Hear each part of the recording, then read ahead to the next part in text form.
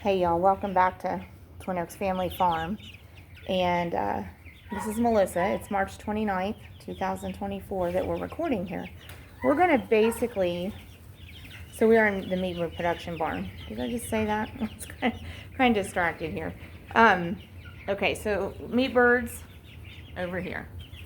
All right. Cornish cross meat chickens. 19 days old. Doing good. They're doing really good. We have turned off about half of the heat lamps and have a couple sides of the barn opened up for them. There's a lot of breeze outside today, so we're not getting a lot of air movement in here because of the way we situated the door openings, but they're aware of that, okay? And so we are getting sun in those doorways that are open. And the birds are going to the feeders. They've been resting a while. They've been resting at least the hour that I've been out here. They've been at rest. So they're ready, to get up and eat. But I observed right under, this light is off now, the lamp that I am focused on there. I observed under that lamp when all of these birds started getting up to go eat, and then we had a strong wind come through here. There had been like a half dozen birds sitting under that lamp when it was on. And as the birds moved and the wind blew and the flock became reactive to that, there was one bird under there that wouldn't move. And in fact, a couple birds ran over it and it wouldn't move. And that's always a red flag to us with birds. Okay, what's going on? Oh, you little catbird. So maybe they've been over here before, but that's the first time I've seen one of the egg birds actually get in this side. So, I don't want to chase it around, but I'm going to try to walk behind it, see if I can get her to jump back up. There we go. Maybe if y'all just get down, that'd be good. Okay, so anyway, so we had this one over here. I said that's a red flag. So if we have a scatter response in the flock and one bird doesn't move, and if we have a bird lay there when other birds are running over top of it, those are red flags. So this bird is from the meat bird production side, okay? And I just set it over the temporary wall here. Look at that pretty Easter egger right there. Boy, you can hear the birds, huh? I mean, they are moving around. We've got some air moving. So anyway, so this flock now, for all practical purposes, I'm going to say this flock is 122 birds, okay? Because this was 123, number 123, more or less. So I just moved him out of the meat bird flock, okay? Why did I move him out? With him not responding when the rest of the birds had a scatter response and him allowing other birds to run over him, I'm assuming there's an injury, okay? And when I asked him to get up and walk, he doesn't want to bear weight well on one of his legs, so it could be a leg injury, but I also felt, as I looked at him, okay, I also felt we have some bruising in this wing here, okay? And there's some heat there. Oh, yeah.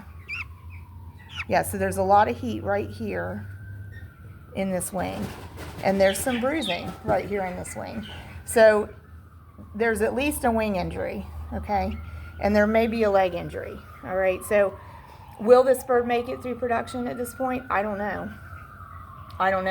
The key thing with an injured bird in the flock is we're going to have to make sure that bird gets to food and water in order to keep that bird alive and give it a chance to get through production.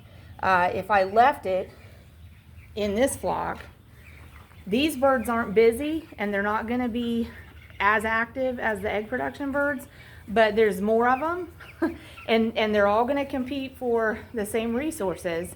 So there's much more likelihood of this bird getting additional trauma in that group of birds, okay, than if we just take the injured bird and try to move it. So, that's what we would normally do, is put it in a smaller, more relaxed pen and not have so much stress around it. It clearly doesn't feel well, which is consistent with having injury. It is talkative, so that's a good sign. I tried to get it a drink took water to it, tried to get it a drink. It didn't want to drink the water, so that's a bad sign. But that can be from pain.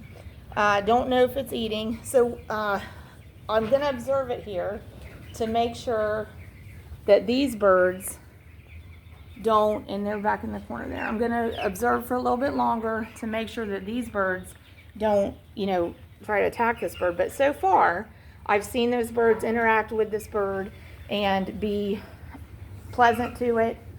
So I think it's going to be okay to have it over here with them. In fact, they're probably going to try to stay away from that bird to some extent because, you know, they're a pretty well established flock now, being a month old, and that bird isn't part of their group. So you know, they're probably going to be standoffish to that bird. Hopefully this situation will work. If this situation won't work, we might have to move that bird to another place. But you know, we're always hesitant to take a bird from a group setting and put it by itself too, because the chickens are somewhat social animals, and they like interaction. They recognize faces of their chicken friends, and they recognize faces of their people. I do think it's neat. See the 3 white birds? So this one is a leghorn over there. The one preening is not a leghorn, and then the one on the left is another leghorn. And the only difference, really the only way you can tell, is their legs are different color skin on the legs, but they're also pretty.